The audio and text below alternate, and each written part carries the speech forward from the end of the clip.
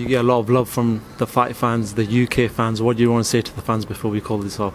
Just keep being passionate, just like you've been. You know, the UK fans have been great. They make boxing, they bring another dimension to the boxing game. You know, they bring a passion and an intensity to these fights. These fights have been great, but the intensity the fans bring is brings it to another level. And I think these fans should continue to do that.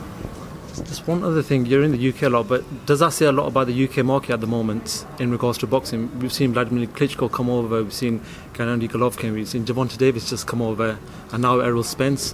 What do you make of the UK market? I think it's the biggest market in boxing right now. You know, I think more and more fighters are going to be willing to come here. You know, the only difference is the UK only makes fights with their fighters against foreign fighters. In order to catch up to the U.S., you have to be willing to make foreign fighters against foreign fighters in your own country and still have the ability to sell those fights. For example, in January, Badou Jack fought James DeGale in New York. Neither guy has roots, not only in New York, neither guy has roots in the U.S. You know, Badou lives in Vegas, but he's Swedish. DeGale's obviously British, yet the fight was in New York. So until you can reach that kind of level where you're having high-level fights in your country, whether it involves a countryman of yours or not, you can't surpass the U.S. market. But I think when it comes to the passionate amount of fans you have here, and the passion they bring to the fights for their fighters, for the UK fighters, I think it's unmatched anywhere in the world, and I think that's what makes it such a fun market to be a part of. I'll speak to Eddie Hearn at the workout.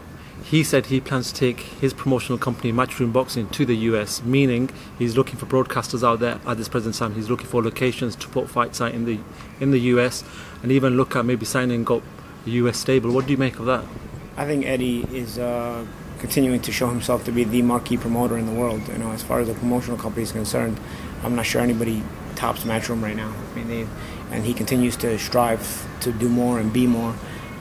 He's young enough to where, you know, he has that graft in him, you know, that hustle in him, where he continues to, you know, try to strive to be more and do more, as I just said.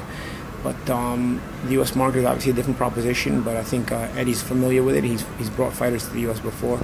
He's obviously conquering the UK market as is right now, so I don't see there being a problem. I think Eddie coming to the U.S. market will bring an interesting wrinkle to it.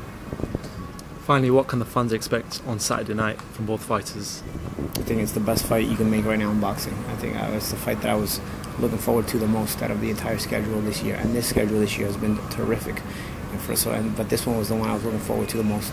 You might have the two best welterweights in the world. You might argue that Thurman belongs in there as well. Hopefully you get the winner against Thurman eventually. But this is high level, high skills, and high ferocity on Saturday night. Paulie, thank you very much for talking to Behind the Gloves. Top man.